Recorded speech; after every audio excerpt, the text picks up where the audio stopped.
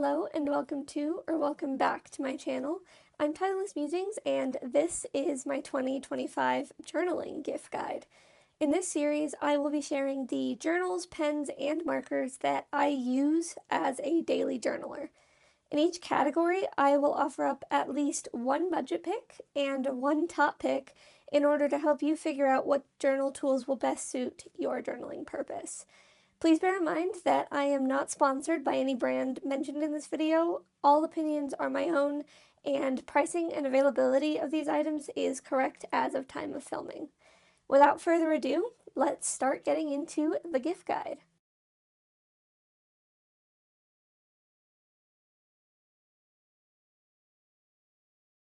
We are going to start out our pen gift guide with an honorable mention, which are these Papermate Inkjoy pens.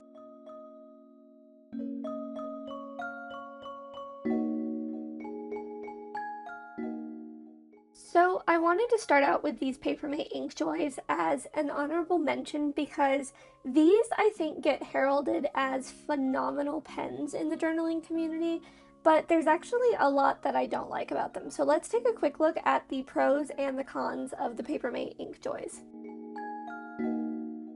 So let's go ahead and start with the pros. First of all, these Inkjoys are relatively inexpensive. You can see on screen it's $4.49 for an 8-pack at Target.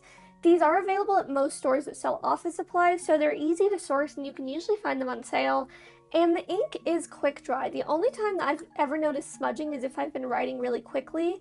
But the cons are it's not refillable, so you can't refill the ink. You also can't tell how much ink you have once you start getting down to the grip of the barrel. And these also have a tendency of coming broken. I got a green pen in this pack and it was broken and I had to reach out in order to get a new one, which is really frustrating because it shouldn't show up broken in the first place kind of thing. So you do need to watch out for that. So with that pros and cons list, why is this only an honorable mention and not a budget pick? Well, the reason it's not a budget pick is I tried to consider a couple different factors when I was picking ones that I would recommend for people that are on a budget. These are cheap, and you do get 8 of them for $5, which arguably is good, but I don't think the value of the pens is worth that. One of my biggest cons with these, as I mentioned just a minute ago, is they're not refillable. Once these are done, they're done. I did take a quick look at Google before I started filming this, and you cannot buy refills for this. So again, once it's done, it's going to end up in a landfill, and I just don't think that that is good for budget. With budget, I was thinking about kind of if you invest more up front, then you get refills, they last longer, and it becomes cheaper. With these, you're having to buy a new pack every single time. One of the pros that I didn't mention is it does come in a lot of different colors, these Inkjoys. You can buy them, I think there's like a pack of 36 on Amazon for about $24. It's up to you if you want to have that many. I personally don't like the pens enough to do that. But like I said, the ink on these is phenomenal. I will say that that is one of my biggest pros, is I think that the quick dry ink is really nice. The ink is nice and rich, it's a bright color, it's easy to see. Aside from the green one that I had that showed up broken, I haven't had any issues with them. But I just don't think that they're a great value for money, and I think that they get more hype than they deserve.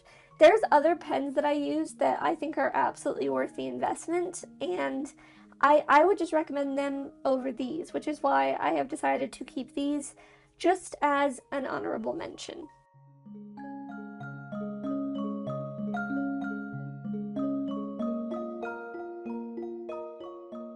So let's move to talking about my top pick for this video, and that is the Pentel EnerGels pens. So starting with the pros, again, these are available at most office supply stores. This is a Target link that I'm using here. These are refillable and you can get the refills. I usually get them on Amazon, but I think you can actually buy from them directly if that's cheaper or is on sale. And the ink is very thick and it's quite bold. It's easy to see. Some cons, these are more expensive, which also ties in with the fact you're getting fewer in a pack. So you're getting 5 for just over $7, which is more expensive and not necessarily in budget for some people. And the ink, despite being advertised as quick dry, really isn't. It does smudge quite a bit. So as with the Inkjoys, these are easy to source. I showed you a Target link. That's where I originally got mine from, but you can also find them on Amazon, Office Depot, etc. The ink is very thick and very bold. You can even see how much stronger, for lack of a better word, the ink is on the page compared to the Inkjoys. And I like these because these are refillable. I will buy like a pack of refills each year. Typically, though, I'm only going through like the black one that quick. But obviously, you buy them in a pack. The refills come in a pack. You just literally unscrew the tip, replace the cartridge. It's so easy to refill. This is a good option for people that want refillable pens but don't really want to commit to fountain pens yet. And I really like these inks a lot. I love these pens. Some of the cons, though, first of all, I don't know where they're getting quick dry. It is not quick dry at all. You can't see it because of the color grading, but these do smudge quite a bit, and they do end up all over your hand. That's what I was just looking at there. They're not quick dry. They're not nearly as fast drying as the Inkjoys, and I think part of that is to do with how thick the ink is. Another con, you get fewer in a pack. I have a lot of colors, but I've also, I think, bought 3 packs overall before I bought the refills. It was only because I didn't know that you could get refills when I first got these, but in the ones I showed you, you only get 5 in a quote-unquote starter pack, for lack of a better word, for $7, which is definitely more expensive, and that may put them out of some people's budgets. But the biggest thing for me, the biggest con with these is the fact that they're not very quick dry. However, like I said, I'm willing to overlook that. I will write slower. I will let the page dry because I do think that these are the better pens on the list that I've got. These are the ones that I see the hype behind. I understand. I think they're completely correct. These are great pens. And especially, I'm trying to be a little bit more conscious of what I'm doing as a consumer. And if that's a concern to you as well, like I said, these do have refills you can buy so that you're not just having to throw away pens all the time.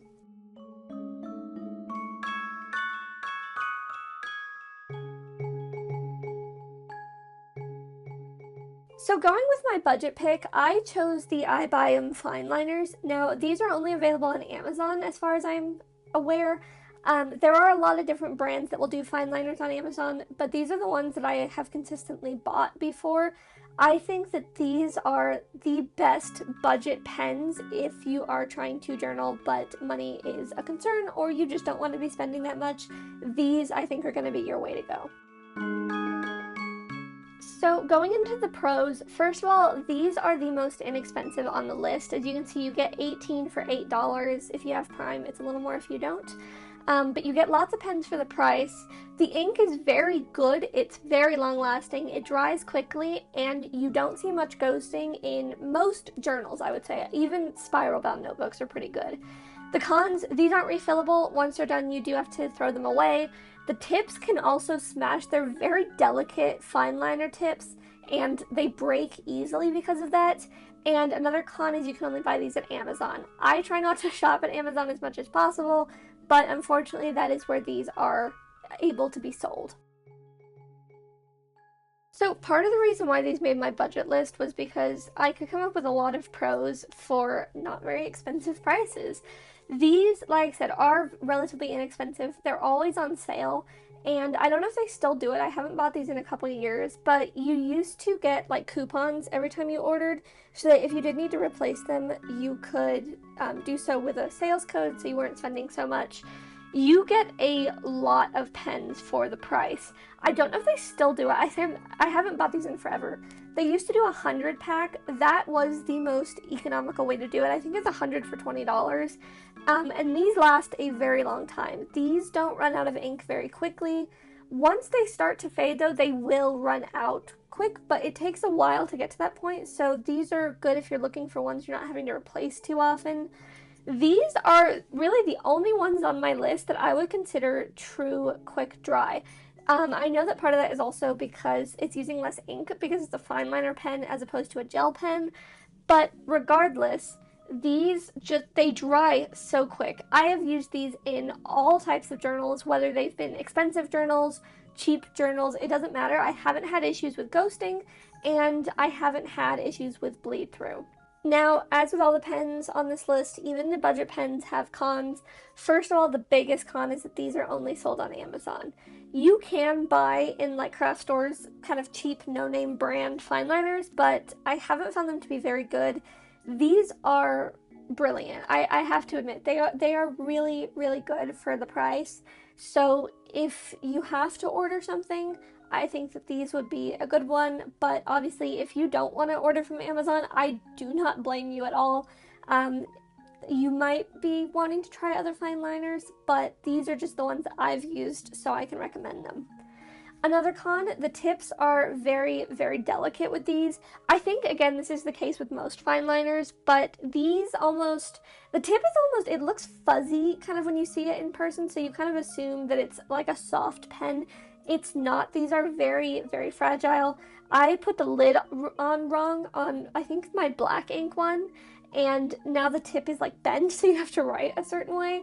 So that is a negative. You have to be very careful the amount of pressure you're using. You have to be very careful putting lids on, all that kind of jazz. And my final con that we spoke about with the Pentels and the Papermates is these are not refillable.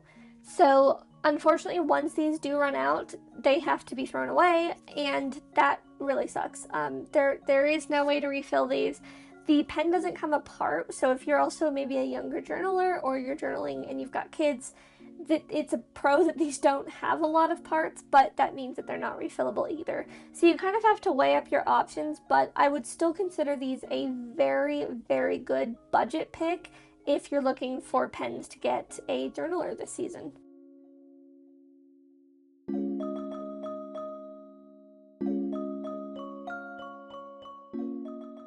So I did pick 2 top picks for this category. The next top pick that we're going to be talking about here is the Sakura Pigma Micron pens. So starting with a look at the pros, you do get a good selection of nib size. This one on screen is from Jet Pens. It's an 8-pack of assorted nib sizes, but they do sell them individually, so if you just wanted the brush pens, you could buy those. The ink is archival, which is good if you're going to be keeping your journals a long time, and the ink dries down very quickly, which is why it's my best outline pen. Some cons, these are also not refillable. You do have to keep buying them. They are more expensive. They're actually the most expensive on this list. I've heard that they struggle with altitude, so you can't take these on planes. I've never tested it myself, but I've seen a lot of reviews about it, and the pens themselves do dry out quickly. So the nib size is the biggest reason that I say these are my best pen. Being able to have a selection of nib sizes is honestly great. You can buy them individually or you can buy them in the 8-packs. I like to keep a lot of the 1mm ones for outlining, but you can also get ones that are thinner for line outlines, which again is why they're my best pen pick or my best outline pick. The ink is archival, which is phenomenal. I keep my journals. I plan on keeping them for a long time. Having ink that will stay, which is what archival ink is brilliant for this. The other thing that I really like about these pens is the ink dries down quite quickly. It's not completely smudge proof, but it does dry onto the page relatively quickly, so you don't have as much smearing.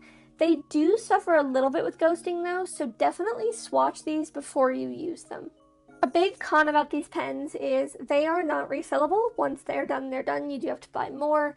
And they also dry out very quickly, particularly the brush pen. The brush pen is honestly just not worth the price. If you can buy the packs and use it that way, I think that's good, but I wouldn't necessarily invest in those specifically because they do dry out very quick. Now, like I said, I haven't tested this, but a lot of Amazon reviewers report that the pens themselves have issues with altitude drying them out and becoming unusable. So you're going to want to be careful. If you travel often and you like to take your journal with you, probably not a good option for you. And then the last thing, obviously, is kind of the most glaring. These are extremely expensive pens. They're not obviously quite up there as much as a fountain pen. Even some of the cheaper fountain pens, some like the Pilot fountain pens, these aren't as expensive as that, but these are an investment, and I don't necessarily think that I would say that they are the best investment.